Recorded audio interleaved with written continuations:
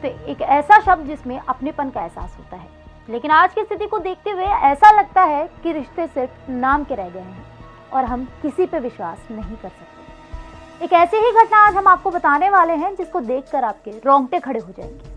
नमस्कार, मैं साक्षी शर्मा और आप देख रहे हैं नवतेज टीवी। एक पुजारी हैदराबाद के एक पुलिस स्टेशन में पहुंचता है। वो एक महिला की गुमशुदगी की शिकायत थाने में दर्ज करवाता है।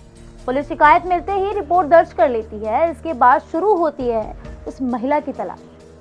जैसे जैसे इस मामले की जांच आगे बढ़ती है, मामला दर्ज कराने वाला पुजारी ही शक के दायरे में आ जाता है। लेकिन इसके बाद जो खुलासा होता है उसे जानकर आप भी हैरान रह जाएंगे। बता दें कि उस दिन एक शख्स Rajiv Gandhi international airport police station पहुंचता है। उसके पहनावे से साफ नजर आता है कि वो किसी मंदिर या मठ का पुजारी है। जिस्म पर सफेद धोती, माथे पर तिलक और हाथ में मोबाइल फोन। यह आदमी पुलिस को अपना नाम अय्यागिरी साईं कृष्णा बताता है और कहता है कि उसे अपनी भांजी की गुमशुदगी की रिपोर्ट लिखवानी है। वो बताता है कि उसे अपनी भांजी कुरुंगाती अप्सरा को 2 दिन पहले शमशाबाद इलाके में ड्रॉप किया था, क्योंकि उसे वहां से अपने दोस्तों के पास जाना था। लेकिन इसके बाद ना तो वो दोस्तों के पास पहुंची और ना ही अपने घर वापस लौटी, और उसका मोबाइल फोन भी स्विच ऑफ आ रहा है। बता दें कि 36 साल का अय्यागिरी साईं कृष्णा पुजारी है। अब खुद ही साईं कृष्णा वो शख्स है जिसने अपनी भांजी को गायब होने से पहले आखिरी बार देखा था।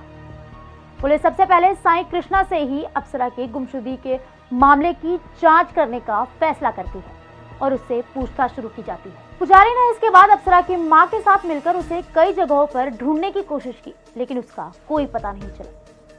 पुलिस ने 21 किलोमीटर के पूरे रास्ते में लगे सीसीटीवी कैमरों की स्कैनिंग की, ताकि ये पता चल सके कि आखिर अप्सरा कहां से, कब और कैसे गायब हो गई। पुलिस की जांच आगे बढ़ती गई तो अप्सरा की गुमशुदगी का पहला क्लू हाथ लग गया।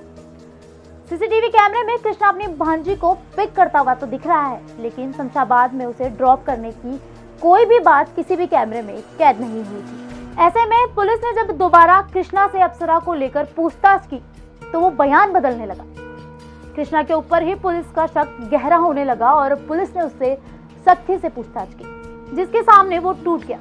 उसने कबूल किया कि उसकी भांजी कुरुंगाती अप्सरा अब इस दुनिया में नहीं है और उसका कत्ल किसी और ने नहीं बल्कि उसी ने किया है। इसके बाद कृष्णा ने कत्ल को अंजाम देने से लेकर लाश को ठिकाने लगाने की जो कहानी बताई, उसे सुनकर खुद पुलिस वाले भी हैरान रह गए। कृष्णा शादीशुदा होने और 2 बच्चों का पिता होने के बावजूद अपनी ही भांजी के साथ रिश्ते में था, और अब भांजी अप्सरा उसे इस रिश्ते को नाम देने की मांग करने लगी थी। यानी अप्सरा चाहती थी कि कृष्णा अपनी पत्नी और बच्चों को छोड़कर उससे शादी करे, लेकिन साईं कृष्णा के लिए ऐसा करना नामुमकिन था। ऐसे में शादी के मसले पर ही दोनों का अक्सर झगड़ा होता था, और तब रोज की झिकझिक से निजात पाने के लिए उसने अपनी ही भांजी की हत्या करने का फैसला लिया। इस साजिश के मुताबिक एक सुनसान जगह पर ले जाकर उसने आखिरी बार समझाने की कोशिश की, लेकिन जब वो राजी नहीं हुई तो साईं कृष्णा ने एक भारी पत्थर से सिर कुचलकर अपनी ही भांजी की हत्या कर दी। फिर उसकी लाश को कार की डिग्गी में रखा और ठिकाने लगाने के लिए निकल पड़ा।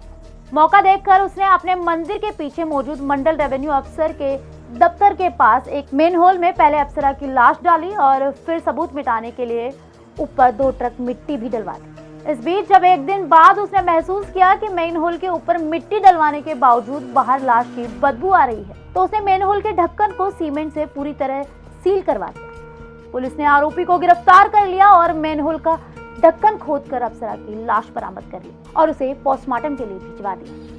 देश और दुनिया की हर बड़ी खबर के लिए सब्सक्राइब करें नवतेज टीवी और पल पल के अपडेट्स के लिए बेल आइकन को दबाना ना भूलें, क्योंकि आपकी खबरों का भरोसेमंद साथी है नवतेज टीवी।